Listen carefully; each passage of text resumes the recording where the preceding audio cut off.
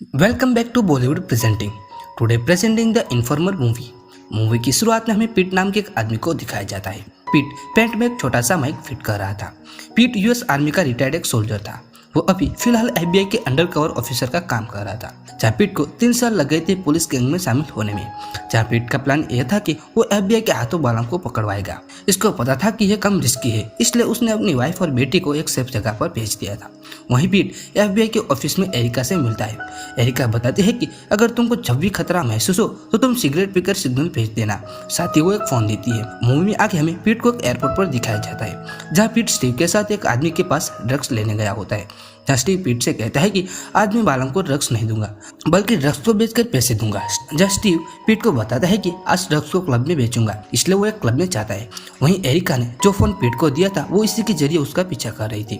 वहीं एक आदमी स्टीव के साथ ड्रग्स की डील करने आया होता है, जहाँ वो बताता है कि मेरे पास केवल 2 किलो ड्रग्स खरीदने के पैसे है। अगर तुम 2 दिन का वेट करते हो तो मैं तुम्हारा सारा ड्रग्स खरीद लूंगा। जिस पर स्टीव गुस्सा होकर वहां से चला जाता है। लेकिन पीट वहीं बैठकर उस बाहर के साथ ड्रग्स की बातें करने लगता है, जिसमें पीट को मालूम पड़ गया था कि यह आदमी पुलिस ऑफिसर है। इसलिए पीट उसको यहाँ से जाने के लिए कहता है। जहाँ पीट कहता है कि अगर तुमको जिंदा रहना है तो यहाँ से निकल जाओ, जहाँ वो आदमी यहाँ से नहीं जाता। जिस पर पीट उस पुलिस ऑफिसर को धक्का मार के वहाँ से निकालने लगता है। गुस्से में उस पुलिस ऑफिसर ने अपनी गन पीट की तरफ रख दी और एसपीडी इमरजेंसी बैच निकाला। जहाँ वो कुछ और कर पाता उसके पहले स्टीव ने उसको पीछे से गोली मार के उसको मार दिया। यह देखकर पीट स्टीव पर गुस्सा होकर चिल्लाने लगा, क्योंकि पीट को पता था कि अब यह केस एफबीआई और उसके हाथों में नहीं रहेगा। जहाँ वो बाहर आकर उसने एक सिगरेट चलाई। दरअसल यह एरिका के लिए सिग्नल था, लेकिन एक पुलिस ऑफिसर के मरने के बाद एरिका खुद भी अपनी टीम को लेकर वहां से भाग गई। लेकिन पीट को स्टीव के साथ उसी क्लब में रुकना पड़ता है, जहाँ पुलिस गैंग के बॉस बालम को भी इस हादसे के बारे में पता चलता है। इसलिए वो पीट को मिलने के लिए बुलाता है। पीट बालम के घर आ जाता है। पीट बालम के घर जाता है, जहाँ बालम कहता है कि उस ऑफिसर ने तुम्हारे ऊपर गन दागी थी, जिसके जवाब में पीट हाँ बोलता है। जहाँ बालम पीट को कहता है कि इस हिसाब से स्टीव ने तुम्हारी जान बचाई है। वहीं एसपीडी पुलिस हमारा पीछा नहीं छोड़ेगी, इसलिए तुमको सरेंडर करना होगा। वहीं स्टीव ने उस ऑफिसर से तुम्हारी जान बचाई थी। जहाँ बालम पीट को कहता है कि उस एसपीडी ऑफिसर के खून में तुम 5 साल तक जेल जाओ, वहाँ तुम आराम से पुलिस गैंग के साथ मिलकर ड्रग्स बिजनेस संभालना। जहाँ पीट बालम को जेल जाने से मना करने वाला होता है, तभी बालम बोला कि कोई भी डिसीजन लेने से पहले अपनी फैमिली के बारे में जरूर सोचना। दरअसल बालम ने पीट को इनडायरेक्टली धमकी दी होती है, अगर वो जेल नहीं जाता तो उसकी फैमिली को खतरा हो सकता है।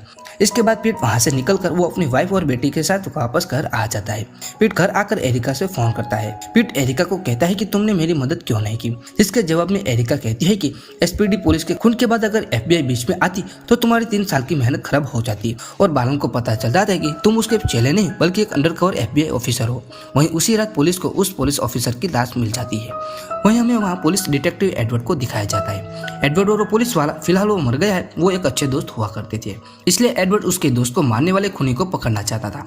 उसको जल्दी पता चल जाता है कि उसका दोस्त किसी पुलिस गैंग के साथ ड्रग्स डील करने के लिए किसी क्लब में गया था। और वो सीसीटीवी फुटेज देखकर उसको पता चलता है कि उसका दोस्त क्लब में तो गया था लेकिन बाहर नहीं निकला था। यहाँ पर एडवर्ड समझ जाता है कि उसके दोस्त का कत्ल इसी क्लब में हुआ है।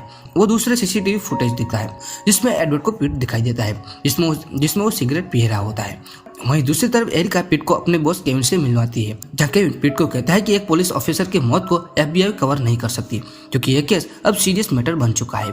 साथ ही केविन यह भी बताता है कि तुम बालम के ऑर्डर का पालन करते हुए जेल में चले जाओ और जेल में जाकर बालम के ड्रग्स नेटवर्क के एविडेंस इकट्ठा करो। इस एविडेंस की मदद से एफबीआई बालम को अरेस्ट कर लेगी, जिसमें तुम जेल में से जल्दी बाहर निकल सकती है। वहीं केविन यह भी बताता है कि अगर तुम जेल नहीं जाते तो तुम पर मर्डर करने के शामिल होने का चार्जेस लग सकते हैं। यहाँ पर पीट के पास कोई ऑप्शन नहीं होने की वजह से वो जेल जाने का डिसाइड कर लेता है। अगले दिन पीट सोफिया को बताता है, जिसमें वो कहता है कि उसको कुछ दिन के लिए उसको जेल जाना होगा। यह बात सुनकर सोफिया उदास हो जाती है। पीट सारा दिन अपनी बेटी के साथ बिताता है, जिस बीच उसने जेल की बाउंड्रीज और उसका छत का मैप बनाया। अब अगले दिन पीट को जेल जाने का समय आ गया था, जिसके लिए उसने सामने से पुलिस को सरेंडर कर दिया था। पीट को जेल में लाया जाता है, जहाँ एक अखड़ू पुलिस गार्ड्स पीट को अपने साथ ले जाने लगता है। जैसे पीट को एक अफ्रीकन गैंग के बीचों बीच लाता है, ताकि उस गैंग के आदमी पीट की धुलाई कर सके। लेकिन तभी वहां पर बालम के पुराने पुलिस कैदी मिलने आ जाते हैं। चाहे कैदी पीट को थोड़े पैसे देता है और उसका बेड उसी कमरे में सेट करवा देता है ताकि सभी को पता चल सके पीट पुलिस गैंग का आदमी है। अगले दिन से पुलिस गैंग के आदमी उसको साथ रखने लगते हैं और उसको एक कैंची जैसा हथियार देते हैं ताकि भविष्य में उसको कभी काम आ सके। वहीं दूसरी तरफ एडवर्ड FBI के ऑफिस में पहुंच जाता है। वो केविन से पीट के बारे में पूछने लगता है, लेकिन एरिका और केविन ऐसा बर्ताव करते हैं जाने कि वो पीट नाम के आदमी को जानते ही नहीं है। एडवर्ड को लगा कि यह इस तरह से जानकारी नहीं देंगे, इसलिए उसने वो फुटेज दिखाए जिसमें पीट सिगरेट पी रहा था और ठीक सामने एरिका कार में थी। जहाँ एडवर्ड कहता है कि अगर ये बात बाहर आ गई कि FBI का एक इन्फॉर्मर हमारे पुलिस गैंग के मर्डर में शामिल था तो FBI और SPD के बीच एक बहुत ही बड़ी कोल्ड वॉर हो सकती है। एडवर्ड वहां से निकलकर वो सोफिया से भी मिलता है, जहाँ वो पीट के काम के बारे में पूछता है, लेकिन सोफिया भी किसी भी तरह की इन्फॉर्मेशन नहीं देती।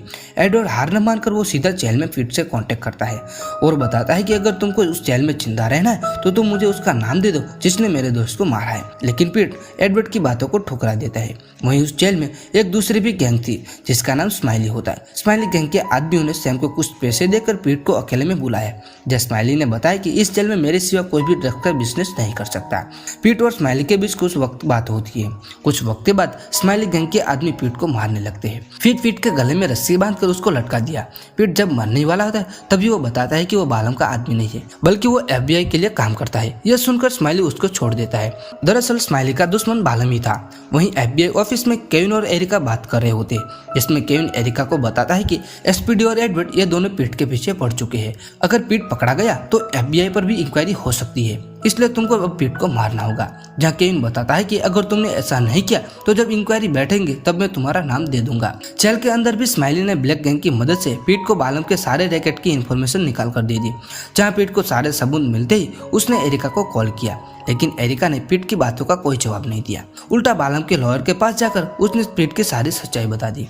अब यह खबर जेल के अंदर भी पहुंच जाती है। तभी जेल में एक ब्लैक मेंबर पीट को बताया कि आज तुमको खतरा है, इसलिए तुम अपनी जान बचाओ क्योंकि तुम्हारी सारी सच्चाई पता चल चुकी है। जहाँ यह सुनकर पीट लड़ाई के लिए तैयार होने लगता है। जहाँ वो कैंची जैसी चीज अपने बेड के नीचे ढूंढने लगता है, लेकिन उसको वहाँ नहीं मिलती। दरअसल पुलिस गैंग के आदमी ने पहले से वो ब्लेड वहाँ से ले ली थी। तभी पीट पर पीछे से पुलिस गैंग के एक आदमी ने हमला कर दिया, जिसमें पीट ने जल्दी उस आदमी को मार दिया। वहीं पीट उस आदमी की लाश को जानबूझकर कैमरे के सामने लाया ताकि गार्ड्स को पता चले। यह देखकर गार्ड्स जेल के अंदर पहुंच जाते हैं, जहाँ वो अकड़ू सैम भी वहाँ आ जाता है। पीट ने सैम को पकड़ लिया और एक धारदार चीज के सहारे सैम को हॉस्टेज बनाते हुए जेल की छत पर टावर पर लेकर आया। फिर टावर के ऊपर आने के बाद वो चारों साइड देखना शुरू कर दिया और उसने जो मैप जेल के बाहर बनाया था उसको याद करने लगा। और उस मैप को याद करती हुए उसने वहाँ एक लाइन करी जहाँ स्नाइपर का निशान ना लग सकते। वहीं दूसरी तरफ स्टीव और अपने साथी के साथ मिलकर वो सोफिया और उसकी बेटी को मारने आया होता है, लेकिन डिटेक्टिव एडवर्ड ने सोफिया और उसकी बेटी को बचा लेता है। वहीं जेल के बाद FBI के स्नाइपर और केविन भी पहुंच चुका था। जहाँ केविन सभी स्नाइपर को ऑर्डर देता है अगर पीट दिखाई दो तो उसको शूट कर दे। पीट सैम के फोन से सोफिया से कांटेक्ट करने की कोशिश करता है। वो सोफिया से बात कर रही होता है, तभी केविन सिग्नल में जामर लगाकर वो कम्युनिटी सर्वर बंद करवा देता है। पीट सैम के साथ विंडो के पास इस तरह से खड़ा रहता है जिससे स्नाइपर को पता चले कि वो यहाँ पर है।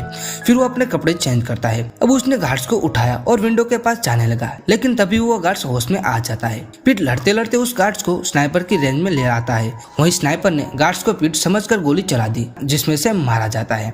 फायरिंग होने की वजह से टैंक में आग लग जाती है, लेकिन पीट अपने आप को सुरक्षित करते हुए वो एक पलंग जैसी चीज के नीचे लेट जाता है। वहीं एरिका वहां तक पहुंचती उससे पहले जेल में आग लग चुकी थी। केविन का काम हो गया था, इसलिए वहां से निकल गया। आग लगने की वजह से वहाँ एम्बुलेंस भी आती है। वहीं जख्मी हुए आदमी को गार्ड्स एम्बुलेंस में लाते, तब एरिका उसका हाथ देखकर पहचान गई कि यह पीट है, इसलिए वो अपना पुलिस ID दिखाकर वो एम्बुलेंस में बैठ जाती है। एम्बुलेंस में एरिका पीट की मदद करती है क्योंकि उसको पता था कि SPD ऑफिसर के खून में उसका हाथ नहीं था, इसलिए वो अपनी गन पीट को देता है। जहाँ पीट सबको गन पॉइंट पर लेकर एरिका का फोन और एक सीक्रेट प्लेस का एड्रेस लेकर वहाँ से निकल जाता है। फिल्म में हमें कुछ दिनों के बाद का सीन दिखाया जाता है जहाँ एरिका अपने बॉस केविन से मिलने चाहती है।